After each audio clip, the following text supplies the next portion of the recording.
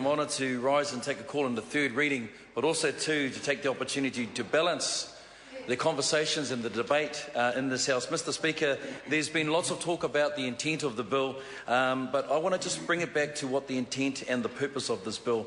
Mr Speaker, the bill is part of a series of measures that National is introducing to protect and improve the well-being of vulnerable children.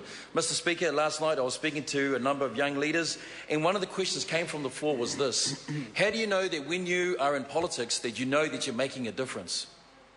And Mr Speaker, I'd like to answer that question that was asked last night, this afternoon. I believe that I can say, and I know that we can say here in this government, both in the National Party who are supporting it, but also too in the Labour caucus, who are supporting this bill. Why? Because we know it is making a difference, Mr Speaker. Mr Speaker, we know it's making a difference because from the submissions that we're hearing, we're really clear, Mr Speaker, that it's putting at the heart of our legislation, at the heart of our concern and our intent as a government, children. Because that's simply what this is about. It's about children, vulnerable children, children who, through no fault of their own, are in circumstances where they cannot protect themselves or cannot provide for themselves. So hence the reason why the state must intervene. However, at the same time, what this bill also says, Mr Speaker, that the answers do not lie alone with government. The answers lie with shared responsibilities with those who are the carers, those who provide services, Mr Speaker, schools, parents, and the state as well, and other surrounding services that wrap around to support that. Mr Speaker, I want to make some comments because there's been lots of talk about other things that impact children, which is not the intent of this bill. This bill is about protecting and providing that which is needed. The talk has been talking about poverty. Now, we know that there are a number of children and families that are in hardship. We don't disagree with that. But can I remind them of this?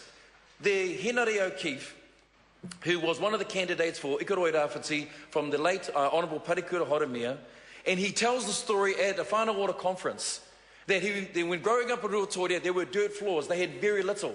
They had to boil their water, they had to go outside, they had to hunt for things, and they had very little in a large family. But here's the powerful thing in that whānau ora conference. He said, poverty is no excuse for abuse. Poverty is no excuse for failure. And what he was saying was this: you may have hard times, you may have difficulty, but you do have an opportunity to be able to do the best, Mr Speaker, for your family and for the people that are around you.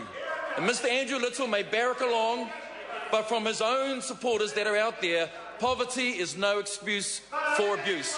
What this bill does, Mr Little, is about protecting children who are vulnerable. There is nothing disgraceful about this. Mr Speaker, just this week, I was at Tick for Kids, and it was run by UNICEF, and this is what it said, Mr Speaker. They said this question: can we ensure that children at the heart of our legislation and our policy making? So this is what I can say that we are doing as a government. Part of this bill, Mr Speaker, is ensuring that we have a children's action plan.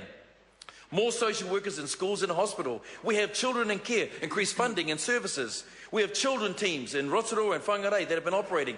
We have a National Children's Director who coordinates those children's teams. We have Child Protect Line, Vulnerable Kids Information System, Vulnerable Children's Boards of Chief Executives who share accountability and responsibility. We are putting children at the heart of policy and of legislation because that's what this bill is about. Mr Speaker, I want to clearly say this, that this bill has got action to it. It's not just about talk. For all the rhetoric that it talks about, things that we can do, this bill is staying true to its intent, that it's protecting children who are vulnerable, children who need our support to protect and provide for them. Mr Speaker, this is not the perfect bill. This is not the answer to all the challenges, but it is the answer to one thing.